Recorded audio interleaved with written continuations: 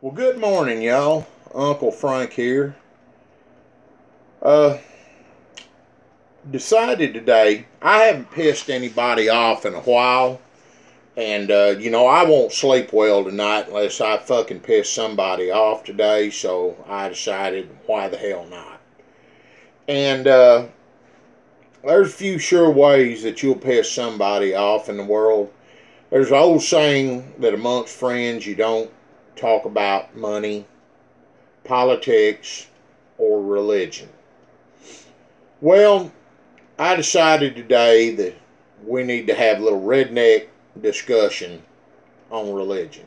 And I'm not talking about the differences or the peculiarities between Islam and Judaism and Catholicism and Protestant. Now, we're in the U.S., we're in the South, so we're going to talk about good old Southern religion. And it doesn't matter whether it's Baptist, Methodist, Pentecost, it's all pretty much the same to me. Now, little disclaimer first of all, if you are an atheist and you do not, or some sort that you do not believe in God, then fine, I support your right to do that. I'm not going to tell you that you're right, that you're wrong. It's the way you believe. So this video ain't for you. So let's start the pissing off. Let it begin. My view on religion and the problems with religion today is this. One, about a good chunk of the Christians are full of shit. They think they're Christians. They act like Christians on Sunday morning.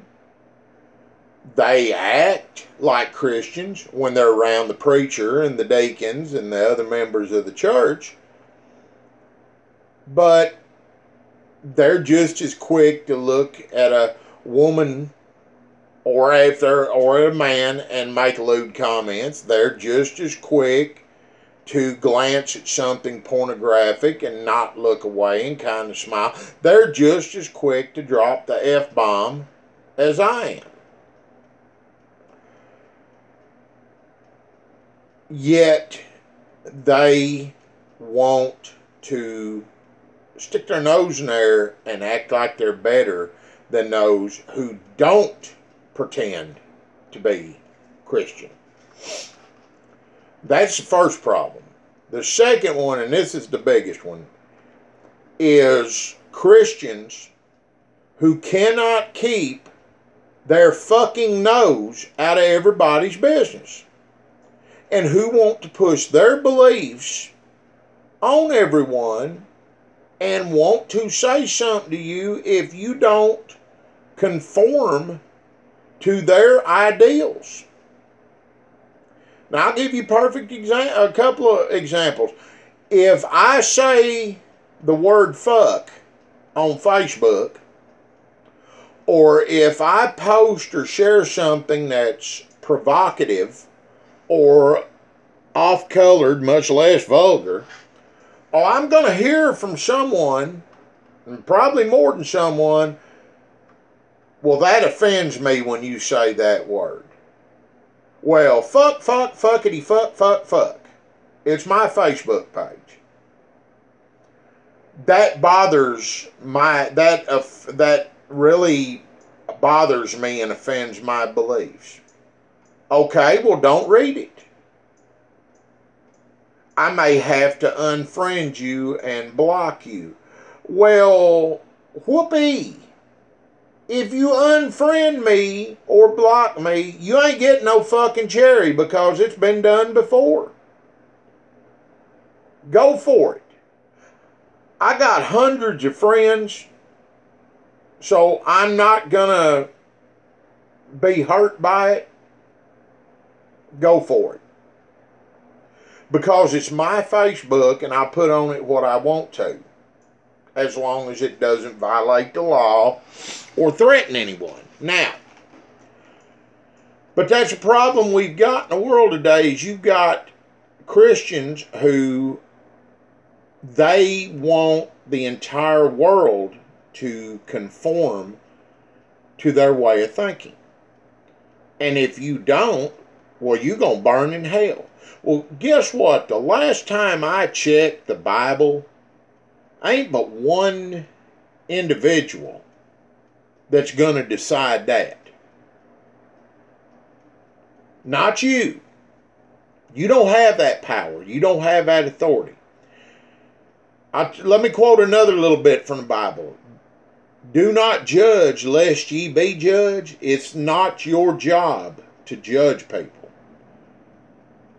Let he who is without sin cast the first stone. Well, guess what? Ain't none of us qualify for that job. And that includes you, Mr. or Miss High and Mighty Southern Christian. Now, you may be a perfectly good person. You may live a very clean, goodly life. And I know a lot of people that do. And I have the greatest respect for them. They're wonderful people. And these are the people who live their goodly life. And they will talk to you and try to get you to come to church. They'll get you to try to turn your life over to the Lord.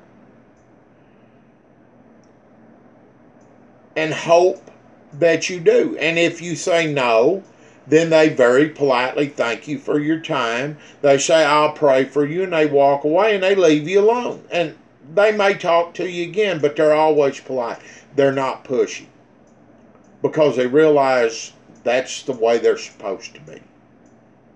That's the way you get people to come to religion, is you don't threaten them, you don't yell at them, you use a soft voice.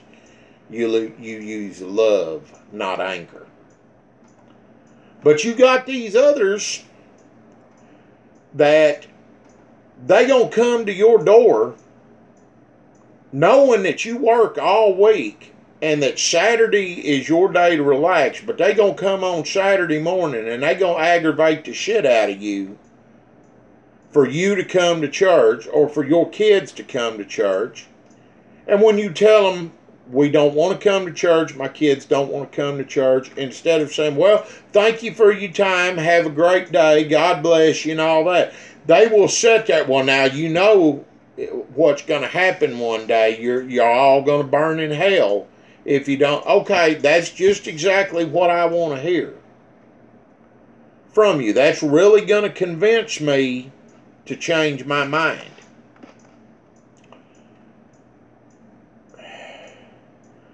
Then I've got a young lady on Facebook who, because she posts things with language that they don't like, she's basically been disowned by her grandparents, her grandfather, who's a Baptist deacon, and he's an ass to start with. He's a pompous dick. But that's beside the point. I have my reasons for saying that, and I know him well. But you don't disown your granddaughter because, and I mean, what's bad about it is they never see it themselves. Someone sees it, they tell someone who mentions it to their mother, who says something to her aunt, who goes to church and tells them about it. You know, that's how it always works. Then, even though they don't have you on Facebook, they're going to look your fucking name up so that they can read it. Well, then you shouldn't be offended by it if you have to do all this hunting to look at it. The point is, religion is supposed to be about love, not hate, not anger, not spite. And again, you've got some wonderful Christians, but you've also got those who are just, they're hypocrites. Then you've got the vast majority in the middle who may be good Christians, may be somewhat Christians in their attitude, but they think that gives them the power to push their beliefs on everyone else. And they're willing to do it. And they'll be fanatic about it. They just be hateful. And that's what turns young people away from religion. That's what takes people who have been religious and drives them away, because they don't want to deal with all that hate. They don't want to deal with that spitefulness. So, pretty much, when someone tells me I'm a Christian, great. I'm a Christian too. Because I ask people, well, do you believe Jesus is the Son of God? Yes, I do. Do you believe that he was crucified on a cross and rose from the dead 3 days later, and that his blood was atonement for your sins? Yes, I do. Do you believe that if you believe this and you asked him to forgive your sins, that he will do so, and that you become a Christian and you will go to heaven? Yes, I do. Do you believe you have to be in church every Sunday morning, every Sunday night, every Wednesday night, every time the door opens to stay a Christian? No, I don't. Do you believe that you have to work and convince others that if you don't get others to follow along that you're not a Christian? No, I don't. I don't believe that at all. So, you can argue with me all day. I'm never going to change my views on that. So I guess what I'm trying to say is, expound your view. Try to convince someone of them. But when they don't want to hear it at all, then shut the fuck up and walk away. Just shut the fuck up and walk away.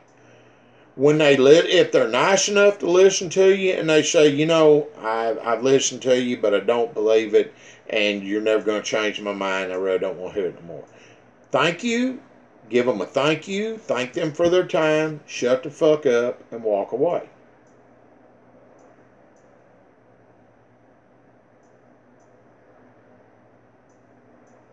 I'm Uncle Frank.